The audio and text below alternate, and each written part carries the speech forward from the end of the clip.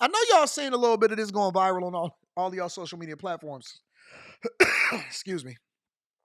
I know y'all seen this, but the neighbors is starting to get annoyed with all of the visibility, attention, and all of the lights down there in Dallas. Check it out. You have to see this. Decorated homes. We know they go viral during the holidays, but have you seen this one right here in Dallas?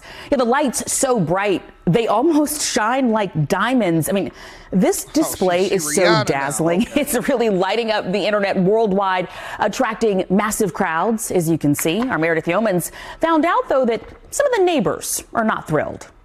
Of course they were. Everything all ready to go. Before the lights came on, people took positions. Less than a minute. To witness why this house oh my goodness. lit up the internet. Bravo. The must-see mansion in Dallas's Preston Hollow neighborhood twinkles from top to bottom. Even the lawn is lit. And a politically themed Santa, along with his 8 not-so-tiny reindeer, line the street, where crowds are as much charmed. It's just magnificent. It's just absolutely so beautiful. As they are curious. When I got, close to the house, I was like, heck no.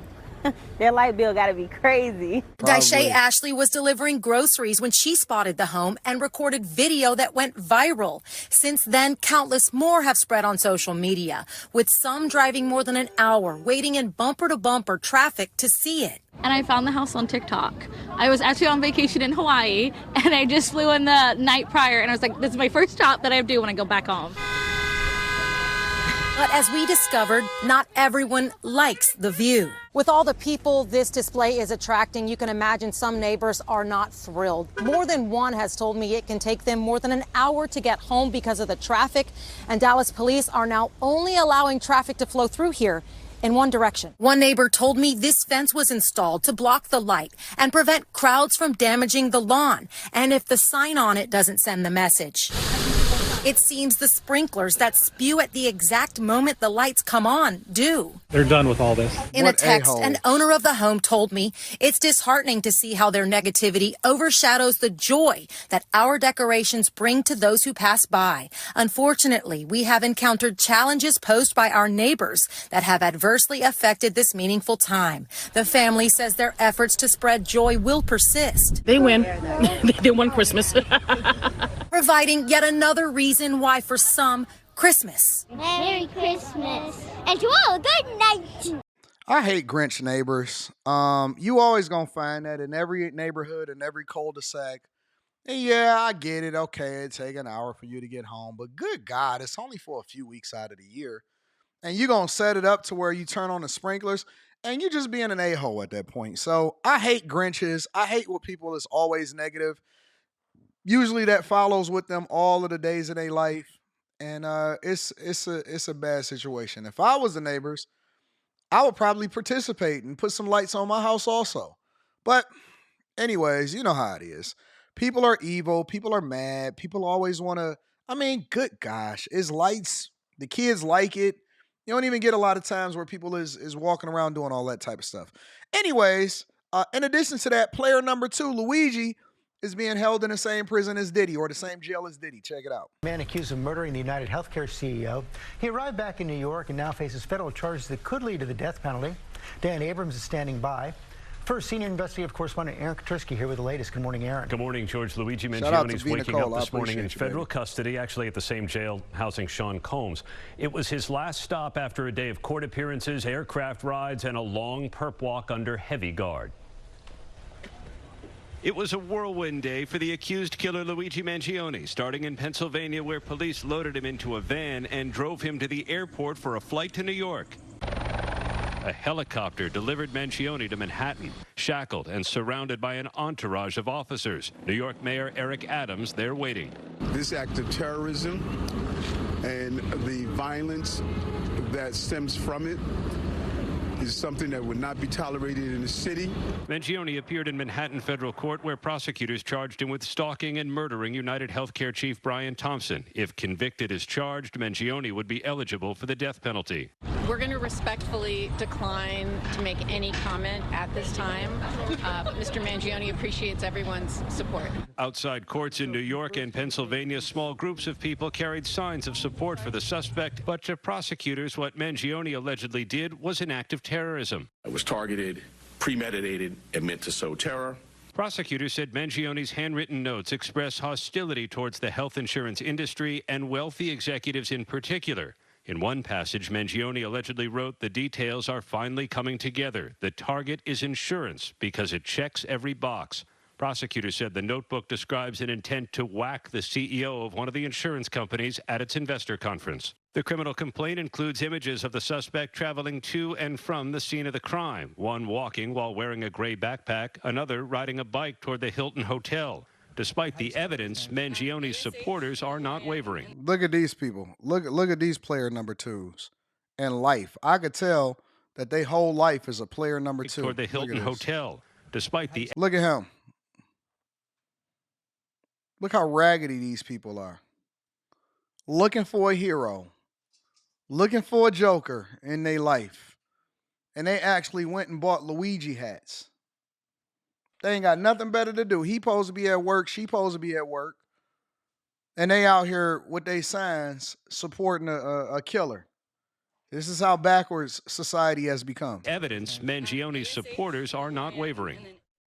And in court, Mangione answered yes to a few questions. Otherwise, he appeared rather subdued. We saw him in civilian clothes. A federal marshal carried a brown paper bag containing his orange jumpsuit. Mangione faces charges in state and federal courts. His attorney called that very confusing, highly unusual, and George signaled Mangione will fight every charge he faces. Okay, Aaron. They saying that dude might get the death penalty. That's the thing that I'm curious about, because I think that that's probably one of the subjects that I haven't broached throughout all of these years is, do people support the death penalty for certain egregious killers, or are you against it? That's something that's not really broached. We had a lot of subjects that was broached during this election season, including reproductive rights. That's how they branded it. But it was really, elimination of babies so that we can have that form of contraception. But I'm wondering, how do y'all feel about the death penalty? Do y'all think that people should get the death penalty if they do some of the crimes that's as egregious as they are? Y'all let me know inside of the chat how y'all feel about that. And then last but not least, Oakland. Shout out to Oakland. They are about to have a mayor runoff, or people running for mayor of Oakland, since they ousted their previous mayor, Shane Tao. So she's back in doing whatever she's doing with her boyfriend, and she's chilling. But Oakland has cuts to fire, police, and arts in order to make sure that they get the budget in line. Check it out. Moving forward with big budget cuts, residents and city representatives spent hours pledging for leaders to consider other options.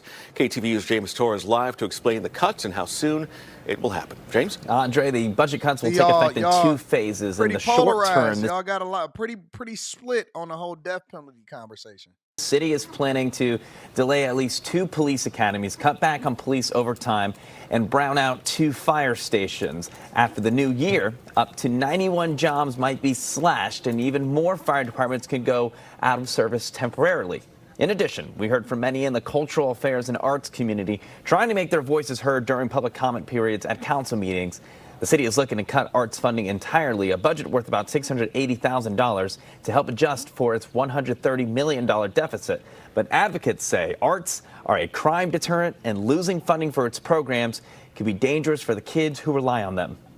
Art is what people turn to, and so it's devastating that Oakland would even consider cutting the art and cultural funding, but to completely zero out the budget means that so many things, festivals that we're accustomed to, programs that our children will no longer have as much access to. In addition, family, they got a budget deficit. They losing police officers and firefighters to keep people safe. And the thing that people is advocating for is arts? Wait. Let me get this together. Let me really put this in perspective. Y'all have a budget deficit, and the thing that y'all worried about is the arts? Fire union leaders say these cuts will force residents to wait a long time for emergency calls for service. Police leaders say overtime cuts will delay police investigations and could lead to an uptick in crime in the long run. City council members did say if Oakland does receive the money from its sale of the Oakland Coliseum, it would use those funds to help restore some of the public safety services.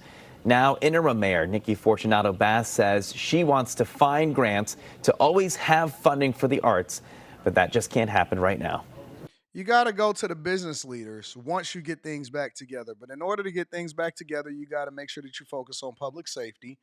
You got to focus on education, and you got to focus on transportation. You get that foundation together, then you can start having business leaders and incentivizing them to bring more people and employees in. They feel comfortable doing so. You partner with them, and then you have them sponsor a lot of the programs that you still want. But you got to make sure that you fund the police. You got to fund public safety. If people don't feel safe, if they're not getting educated, they're not going to raise their families there. And if they don't have the ability to get to and from work, then it's going to be even more difficult. But you got to get a handle on all of that homelessness. I don't know why these city leaders and these legislators can't figure that out. It's three main pillars of a great city. Public transportation. That way you make it affordable for people to be able to get to and from work.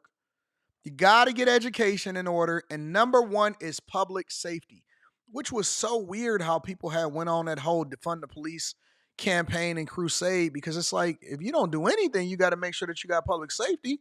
If people don't feel safe, the whole world fall apart.